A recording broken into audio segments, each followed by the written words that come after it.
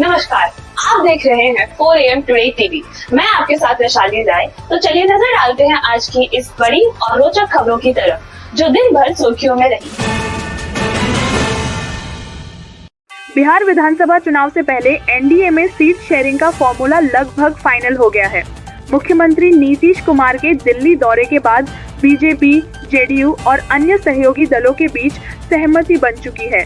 सूत्रों के मुताबिक आने वाले चुनाव में जेडीयू को 102, बीजेपी को 108 और चिराग पासवान की एलजेपी रामविलास को 20 सीट, जबकि हम और आरएलएम को 10 और 10 सीटें देने का फैसला लिया गया है। जल्द ही एनडीए इसकी आधिकारिक घोषणा प्रेस कॉन्फ्रेंस के जरिए कर सकता है। चलिए विस्तार से समझते हैं कि इसको कितनी सीट मिली।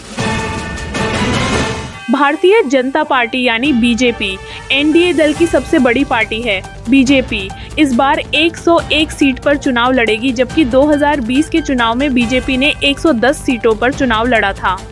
जनता दल यूनाइटेड यानी जेडीयू 2025 विधानसभा चुनाव में 102 सीट पर चुनाव लड़ेगी, जबकि 2020 में 115 सीट पर चुनाव लड़ी थी।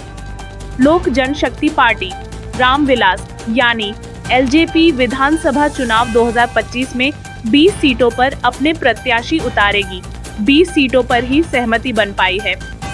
बात करें हिंदुस्तानी अवाम मोर्चा सेक्युलर यानी हम जीतन राम मांझी को लोकसभा चुनाव 2025 में सिर्फ 10 सीटों से ही संतुष्टि करनी पड़ेगी।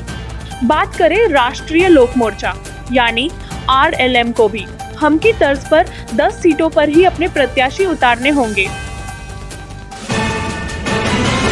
हालांकि किस पार्टी को कौन कौन सी विधानसभा सीटें मिलेंगी, इस पर अभी मंथन जारी है। याद दिला दें कि 2020 के चुनाव में बीजेपी ने 110 सीटों पर चुनाव लड़ा था और 74 सीटों पर जीत दर्ज की थी।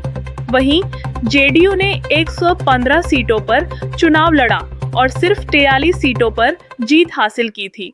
इस बार दोनों प्रमुख दल थोड़ी कम सीटों पर मैदान में उतरेंगे।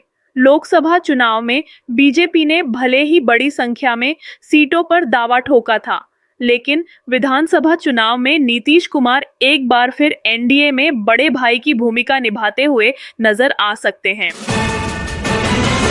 आज के लिए बस इतना ही, लेकिन खबरों का ये सिलसिला यही नहीं रुकता। हर पल बदलती घटनाएं और हर बड़ी अपडेट के लिए देखते रहिए 4 AM टुडे टीवी। चैनल को सब्सक्राइब करना ना भूलें और बेल आइकन को दबाकर ऑल का चुनाव जरूर करें, ताकि सभी नोटिफिकेशन सबसे पहले आप तक पहुंचे। धन्यवाद।